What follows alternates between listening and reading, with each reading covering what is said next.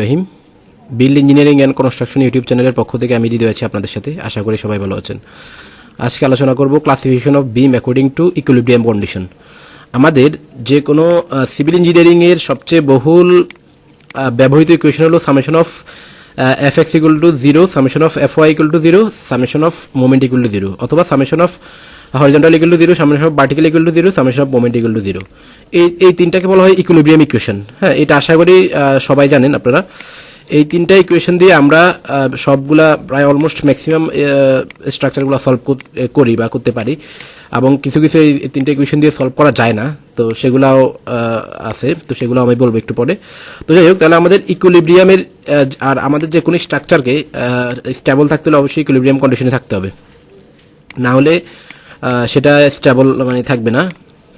স্টেবিলিটির জন্য আমাদের অবশ্যই ইকুইলিব্রিয়ামের কন্ডিশনটা ফুলফিল করতে হবে। তো তাহলে আমি যে প্রথমে যে তিনটা ইকুয়েশনের কথা বললাম, সামেশন অফ হরিজন্টাল অথবা summation of fx equal to 0, summation of vertical অথবা summation of fy equal to 0, summation of moment equal to 0।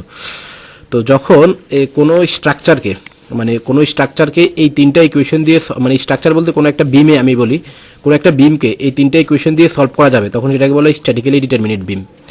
যদি এই তিনটা ইকুয়েশন দিয়ে সলভ করা যায়, আচ্ছা তিনটা ইকুয়েশন দিয়ে সলভ করা যায়, এটার মানে হলো এটার মধ্যে যে আননোন ফোর্সগুলো আছে, সেই আননোন ফোর্সগুলোকে যদি এই তিনটা ইকুয়েশন দিয়ে বের করা যায়, তখন সেটাকে আমরা বলবো স্ট্যাটিক্যালি ডিটারমিনেট বিম। আর যদি বের করা না যায়, তাহলে সেটাকে আমরা বলবো স্ট্যাটিক্যালি ইনডিটারমিনেট বিম।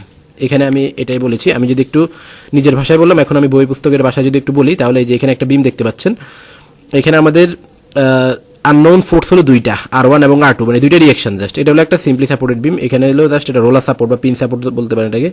এখানে শুধু ভার্টিক্যাল রিয়েকশন আছে, আর কোনো ফোর্স আননোন কোনো কিছু নাই। তাহলে এখানে একটা দুইটা আননোন ফোর্স। আমাদের ইকুইলিব্রিয়ামের ইকুয়েশন কয়টা? তিনটা।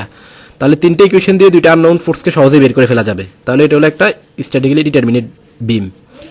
এখানে আমি যদি ডেফিনেশনটা দিই, তাহলে if the force applied on the beam can be resolved or found out by applying static equilibrium equation, then it is called statically determinate beam. তো আমি যেটা বলেছিলাম সেটাই।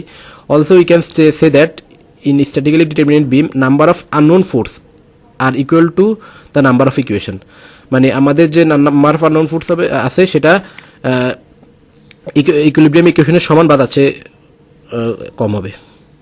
তো আশা করি আপনারা বুঝতে পেরেছেন ডিটারমিনেট বিমের ব্যাপারটা। এবার স্ট্যাটিক্যালি ইনডিটারমিনেট বিমে যদি আমরা আসি, আমরা এখানে দেখতে পাচ্ছি এখানে আমাদের একটা বিম দেওয়া আছে, যেখানে সাপোর্ট আছে তিনটা। এই তিনটা সাপোর্টে আমাদের রিয়েকশন বের হবে কয়টা, বা মানে আননোন কয়টা ফোর্স আমরা পাবো এখান থেকে। এখানে যে ভিসি বের করা লাগবে, ভিবি বের করা লাগবে, তিনটা আননোন। এখানে এইচে একটা আননোন, চারটা আননোন। তাহলে আমাদের ইকুইলিব্রিয়ামের ইকুয়েশন আছে কয়টা? তিনটা। তাহলে তিনটা ইকুয়েশন দিয়ে চারটা আননোন বের করা যাবে না। তাহলে আমরা বলতে পারি, অথবা আমরা অন্যভাবে যে বলতে পারি, আমাদের ইকুইলিব্রিয়ামের ইকুয়েশন তিনটা, আননোন চারটা। তার মানে কি আননোন বেশি। তাহলে আননোন বেশি থাকলে এটাকে আমরা তিনটা ইকুয়েশন দিয়ে সলভ করতে পারবো না, এটাকে আমাদের অন্যভাবে সলভ করতে হবে। তো যদি এরকম কোনো কন্ডিশন হয় যেখানে আমাদের ইকুইলিব্রিয়াম ইকুয়েশনের চেয়ে আননোনের সংখ্যা বেশি, আননোন ফোর্সের মানে আননোনের রিয়েকশন বা ফোর্সের সংখ্যা বেশি, তখন সেটাকে আমরা বলবো স্ট্যাটিক্যালি ইনডিটারমিনেট বিম। আমাদের প্র্যাকটিক্যালি বাস্তবে যেসব বিমগুলো হয় সেগুলো বেশিরভাগই হলো আমাদের স্ট্যাটিক্যালি ইনডিটারমিনেট বিম। ডিটারমিনেট বিম আমাদের খুবই কম। তো আমি কেন ইনডিটারমিনেট হয় সেটা আমি যদি একটু ব্যাখ্যা করি, যে এখানে একটা ফিক্সড সাপোর্ট, এটা একটা ফিক্সড সাপোর্ট, এটা একটা ফিক্সড সাপোর্ট। ফিক্সড সাপোর্টে তিনটা আননোন রিয়েকশন থাকে। এখানে একটা মোমেন্ট, একটা হরিজন্টাল, একটা ভার্টিক্যাল। মানে এখানে মোমেন্ট এটা রেজিস্ট করে, হরিজন্টাল দিকে এটা মুভমেন্ট অ্যালাউ করে না, ভার্টিক্যাল দিকে এটার মুভমেন্ট কোনো অ্যালাউ করে না। এটা ফিক্সড সাপোর্ট, এটা ফিক্সড সাপোর্ট। তাহলে এখানে তিনটা আননোন, এখানে তিনটা আননোন, ছয়টা আননোন। আমাদের আরসি বিল্ডিংগুলোতে বেশিরভাগই ফিক্সড সাপোর্টই হয়, এগুলা যদি মানে কন্টিনিউয়াস স্প্যানের ক্ষেত্রে আর কি। তো যদি ফিক্স সাপোর্ট হয়, তাহলে সেক্ষেত্রে যেটা হয় সেটা হলো এখানে আমাদের তিনটা ছয়টা আননোন হয়ে যায়। আমাদের ইকুইলিব্রিয়ামের ইকুয়েশন হলো তিনটা। তাহলে তিনটা ইকুয়েশন দিয়ে ছয়টা আননোনকে সলভ করা যাবে না। মানে আমি যদি এটাকে সামারাইজ করি, তাহলে আমাদের ইকুইলিব্রিয়াম ইকুয়েশনের চেয়ে যদি আননোন বেশি হয়, তাহলে সেটা হলো আমাদের ইনডিটারমিনেট বিম। আর যদি ইকুইলিব্রিয়াম ইকুয়েশনের সমান বা তার চেয়ে কম হয় আননোন, তাহলে সেটাকে আমরা বলবো ডিটারমিনেট বিম।